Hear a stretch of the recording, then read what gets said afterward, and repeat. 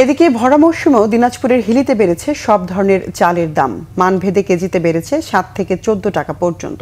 এতে বিপাকে পড়েছেন নিম্ন আয়ের মানুষ। বাজার মনিটরিং এর দাবি সাধারণ মানুষের। ভারতীয় চালের সরবরাহ বন্ধ থাকায় দামের এই ঊর্ধ্বগতি বলে জানিয়েছেন আমদানিকারক ও ব্যবসায়ীরা। কুদ্দুস আলী খানের রিপোর্ট, জানাচ্ছেন সিরাজুম মুনির শুভ। দেশে এখনো চলছে বোরোর ভরা মৌসুম। এর মধ্যেই অস্থির হিলির চাল বাজার।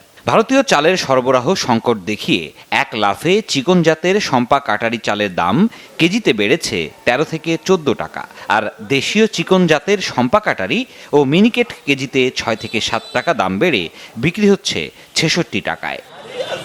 দামের এই ঊর্ধ্বগতি ঠেকাতে বাজার মনিটরিংয়ের দাবি জানিয়েছেন নিম্ন আয়ের মানুষ। চালের দাম কম ছিল কয়েকদিন আগে, এখন আবার চালের দাম বাড়ছে, এতে আমাদের একটু কষ্টই হচ্ছে। খাটে খাওয়া মানুষের সমস্যা, মজুরির দাম কম, চালের দাম বেশি। পাইকারি ব্যবসায়ীরা বলছেন ভারতীয় চাল সরবরাহ কম থাকায় এই পরিস্থিতি।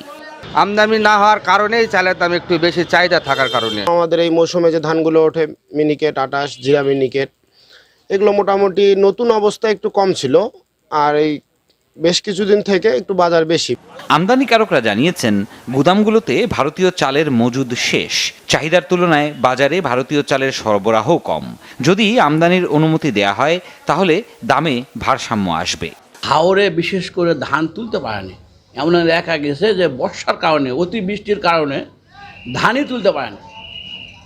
সেক্ষেত্রে দেখা গেছে যে বাংলাদেশের চাউলের যেখানে ভরা মাসের দাম কম হওয়ার কথা, কিন্তু বাজারে যায় আমরা দেখতেছি যে স্বর্ণার চাউল 55 টাকা কেজি। এদিকে বাজার মনিটরিংয়ের মাধ্যমে বাজারে চালসহ নিত্যপণ্যের দাম নিয়ন্ত্রণে রাখা হবে বলে জানিয়েছে উপজেলা প্রশাসন। সিরাজুম মুনির শুভ, বাংলা ভিশন, নিউজ ডেস্ক।